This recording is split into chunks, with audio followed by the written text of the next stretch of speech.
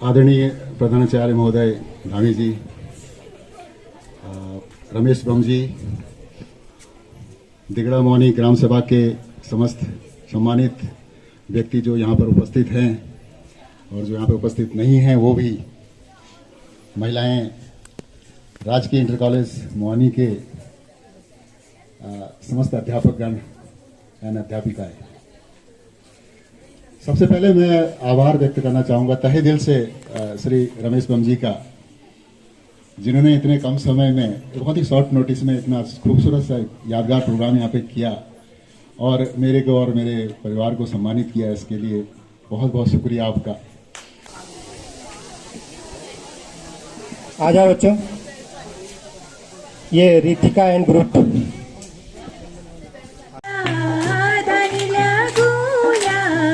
तेरी मूरत मन में बसूला, तेरी मूरत मन में बसूला। सरस्वती माता, सरस्वती माता सेवा करूला, धनी लगूला। तेरी मूरत मन में बसूला, तेरी मूरत मन में बसूला। हंस की सवारी वीणा हाथ धारी, हंस की सवारी वीणा हाथ धारी। जिंदगी हमारी शरण तुम्हारी, जिंदगी हमारी शरण तुम्हारी। पार लगाई दे, पार लगाई दे, सेवा करूला, धनी लगूला। तेरी मूरत मन में बसूला, तेरी मूरत मन में बसूला। सरस्वती माता, सरस्वती माता सेवा करूला, धनी लगूला। तेरी मूरत मन में बसूला, तेरी मूरत मन में बसूला। तेरा रूप छाना बदर के दारा, तेरा रूप छाना बदर के दारा। तू ही बसेची हरि हरिद्वार, तू ही बसेची हरि हरिद्वार। हवा में पानी में, हवा में पानी में रिश्ते घूला, धनी लगूला। तेरी मूरत मन में बसूला, तेरी मूरत मन में बसूला। सरस्वती माता, सरस्वती माता सेवा करूला, धनी लगूला। तेरी मूरत मन में बसूला, तेरी मूरत मन में बसूला। धन्यवाद। को मोमेंटो भी भेंट किया जाना है, तो मैं बम जी को आमंत्रित करता हूं कि आप अपने कर कमलों से सभी को सभी हमारे क्षेत्रीय शाल उड़ाकर स्वागत किया गया जगदीश सिंह कार्की जी का। बम जी के द्वारा एक प्रतीक चिन्ह भेंट किया जा रहा है। ये कमलदीप कार्यकर्ता पुजारा जी के द्वारा श्री विक्रम कार्की जी लेफ्टिनेंट को शॉल उड़ाकर उनका स्वागत किया गया।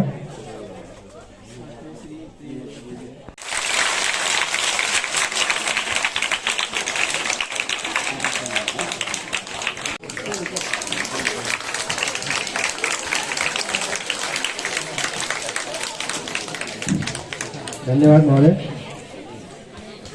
आदरणीय प्रधानाचार्य महोदय धामी जी, रमेश बम जी, दिगड़ा मौनी ग्राम सभा के समस्त सम्मानित व्यक्ति जो यहाँ पर उपस्थित हैं और जो यहाँ पर उपस्थित नहीं हैं वो भी, महिलाएं, राजकीय इंटर कॉलेज मोहानी के समस्त अध्यापकगण एंड अध्यापिकाएं, सबसे पहले मैं आभार व्यक्त करना चाहूँगा तहे दिल से श्री रमेश बम जी का, जिन्होंने इतने कम समय में बहुत ही शॉर्ट नोटिस में इतना खूबसूरत सा यादगार प्रोग्राम यहाँ पे किया और मेरे को और मेरे परिवार को सम्मानित किया। इसके लिए बहुत बहुत शुक्रिया आपका।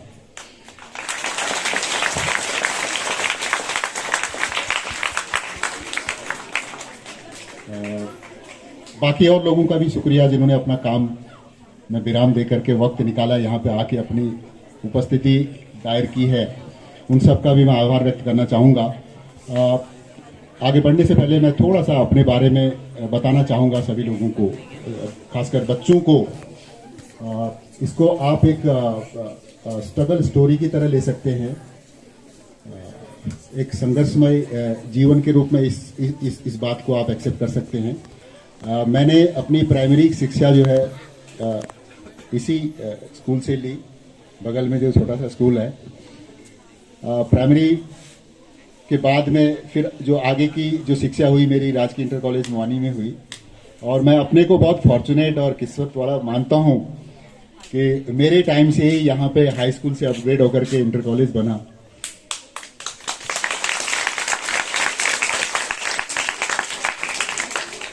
और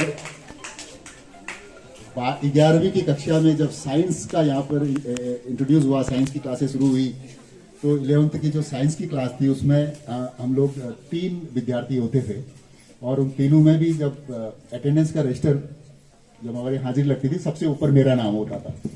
तो दैट वे मैं अपने को बहुत किस्मत वाला समझता हूँ। मेरे 2 साथी जो है उनका नाम भी यहाँ पे मैं लेना चाहूँगा, सूबेदार मेजर रिटायर्ड हयात सिंह और इंस्पेक्टर वीरेंद्र सिंह धामी, जो मेरे साथी होते थे। और मुझे याद है जब हमारी क्लास चलती थी तो इसी तरह का एक टेबल लगता था, और एक तरफ हमारे अध्यापक होते थे और 3 तरफ हम लोग बैठ के पढ़ाई करते थे। इस तरह की क्लास होती थी। दूसरा बताना चाहूँगा कि जब भी मैं छुट्टी आता हूँ तो थोड़ा सा वक्त निकाल करके इस प्रांगण में आके थोड़ा वक्त जरूर गुजारता हूँ, और मुझे जो अपनी फीलिंग्स आती है मैं शेयर करना चाहता हूँ आपसे कि ये कुछ इस तरह का होता है मेरे साथ जैसे मैं किसी मंदिर में जा रहा हूँ। इस जगह के लिए जो दिल में सम्मान दिन पर दिन बढ़ता ही गया मेरे, और आज अगर किसी मुकाम तक मैं पहुंचा हूं तो उसका जो मूल कारण है वो यहाँ पर जो हमने शिक्षा प्राप्त की, जो उस वक्त के हमारे अध्यापक थे जिन्होंने हमें केवल सब्जेक्ट ही नहीं पढ़ाया, सब्जेक्ट के अलावा हमें सही और गलत में फर्क करना सिखाया। और यही ब्यूटी है हमारे एजुकेशन सिस्टम की। बाकी आप नॉलेज तो दूसरे माध्यम से भी आप सीख सकते हैं। अब आज का समय अगर देखें तो आपके पास मोबाइल है और ज्ञान का भंडार भरा हुआ है, लेकिन जो गुरुजनों से जो शिक्षा प्राप्त होती है उसका कोई पैरेलल मैच नहीं है, वो अमूल्य है।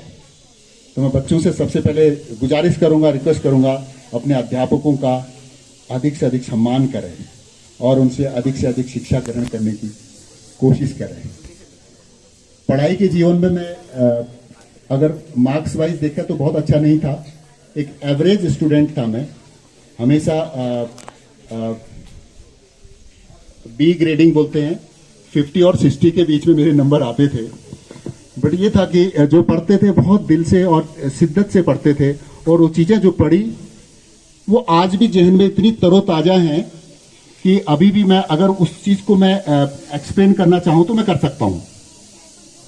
बट वो दौर ऐसा था, मैं बात कर रहा हूँ 80s की, 80, 84, 85 में मैं यहाँ पे 11th में मैं था। 86 में किसी कारण से फिर मैंने फौज ज्वाइन कर ली, और फौज ज्वाइन करने का भी मैं आपको वजह बता दूं कि वो समय ऐसा था जब सिर्फ फौज ही दिमाग में होता था। मेरे फादर फौज में थे, मेरे चाचा लोग फौज में हैं, गांव में काफ़ी लोग फौज में थे, तो घर में जाके भी फौज की बातें सुनते थे। आपस में भी जब हम बात करते थे फौज की बातें होती थी, तो बस यही था कि दिमाग में यूनिफॉर्म पहनना है। तो वो चीज़ें फिर हमें फौज की तरफ खींचती गई। हम तीनों ने डिसाइड किया कि हमने यूनिफॉर्म पहनना है, और एक साथ हमने पूरी क्लास क्विट कर दी थी। मतलब हमारी जो 12th बी क्लास होती थी वो पूरी खाली हो गई थी। हमने अपना टीसी काट के पिथौरागढ़ भर्ती ऑफिस में रिपोर्ट कर दी और हम तीनों भर्ती हो गए। तो एक क्लास बंद हो गई। 12वीं मेरी पूरी नहीं हो पाई। फिर मैंने प्राइवेट फॉर्म भरा देवलथल से, और लकीली जब एग्जाम डिसाइड हुआ तो वो इसी सेंटर में हुआ मौनी के।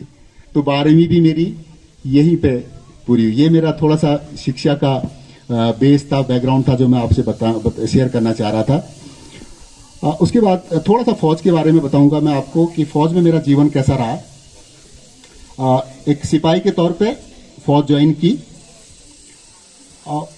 फौज ज्वाइन करने के बाद में मैंने देखा कि वहां पे आगे बढ़ने के बहुत स्कोप है। अगर आपको कुछ करना है जिंदगी में, स्ट्रगल करना है, कुछ अचीव करना है, और आप एक टारगेट लेकर के चलते हो लाइफ में, तो वहां पे स्कोप है। मैंने कोशिश की और कमीशन के 1-2 अटेम्प्ट में मैं सक्सेस नहीं हो पाया।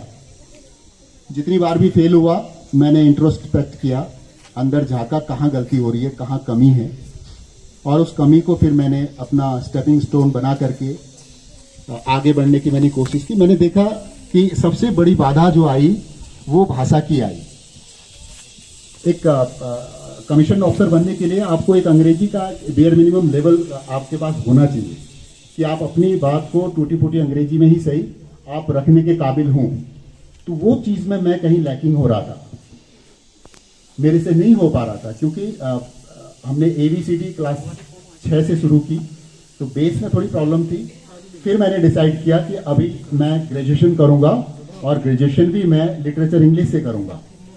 थोड़ा सा मेहनत की, बहुत ज़्यादा नहीं, थोड़ी सी मेहनत की, और अच्छे मार्क्स से मैंने इग्नू से अपना BA किया।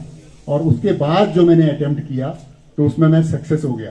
तो मुझे रियलाइज हुआ कि कहीं भाषा जो है व्यवधान हो रही थी।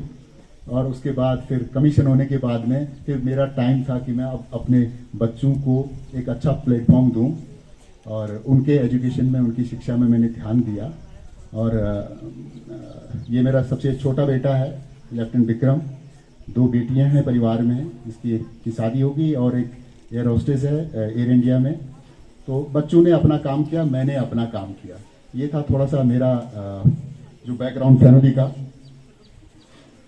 फौज में मैं आपको बताना चाहूँगा कि हमारे पूर्वजों ने इतना बढ़िया काम किया है कि हमारी जो इमेज है इंडियन आर्मी में, हमारी अगर मैं बोलता हूँ तो कुमाऊं रेजिमेंट के या कुमाऊं के रहने वाले लोगों की इतनी ईमानदार छवि है, मैं आपको एक्सप्लेन नहीं कर सकता हूँ। हम लोगों को एक बहुत ही स्वच्छ नज़रिए से देखा जाता है, बहुत इज्जत के साथ देखा जाता है, क्योंकि हमारी जो ईमानदारी है वो हमें आगे ले जाती है। तो इसके लिए मैं अपने पूर्वजों का, जिन्होंने लड़ाइयाँ लड़ी हैं और जिन्होंने फौज को बहुत अच्छा योगदान देकर के हमारी आने वाली पीढ़ियों को एक रास्ता दिखाया, उनका भी मैं बहुत बहुत आभार व्यक्त करना चाहता हूँ।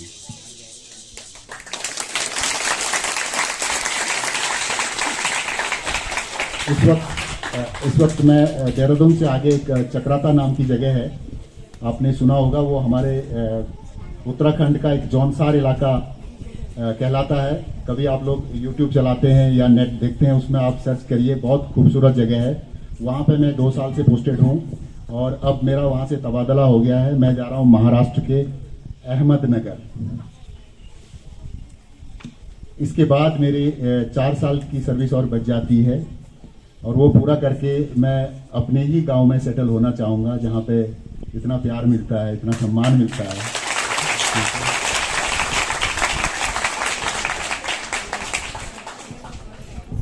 और मैं बच्चों से गुजारिश करूँगा कि आप भी अपने को सेना के लिए तैयार कीजिए। कितने बच्चे हैं जो अग्निवीर बनना चाहते हैं? हाथ खड़ा करें। गुड। किसी ठीक नहीं, लड़कियां भी हाथ खड़ा कर रही हैं, लड़कियों के लिए अग्निवीर नहीं है।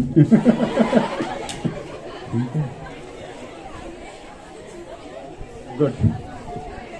तो अग्निवीर के बारे में आप लोगों को कोई कुछ भी कहे, ये सेना का जीवन, सैन्य जीवन जो है, ये गुणा भाग से नहीं चलता, जोड़ घटाने से नहीं चलता है। आपने डिसाइड किया मुझे यूनिफॉर्म पहननी है, चाहे मैं अग्निवीर बनूं, चाहे मैं बीएसएफ का सैनिक बनूं, सीआरपीएफ का बनूं, यूनिफॉर्म पहननी है, वो जज्बा अंदर रखना है और ज्वाइन करना है। एक बहुत अच्छा करियर है, आगे बढ़ने के लिए बहुत ज्यादा उसमें गुंजाइश है। आप अपने करियर को सेव दे सकते हो, आप आगे बढ़ सकते हो, बस जुनून होना चाहिए। हाँ, इतना जरूर है कि हारना नहीं है। हार किसकी होती है? कोई बताएगा मुझे, हार किसकी होती है? जो कोशिश नहीं करता। और कोई बच्चा? हार किसकी होती है? जो मैदान छोड़ देता है। ठीक है, अगर आप कुश्ती के मैदान में हैं, आप तब तक हारे नहीं है जब तक आप मैदान के दायरे से बाहर नहीं हो जाते। तो कोशिश करते रहिए, कोशिश करते रहिए, और जितनी कोशिशों के बाद आप जब सक्सेस होते हो उतने ही मजबूत बन करके आप उभरते हो। All the very best to all of you. सब लोगों को मेरी बहुत बहुत शुभकामनाएं।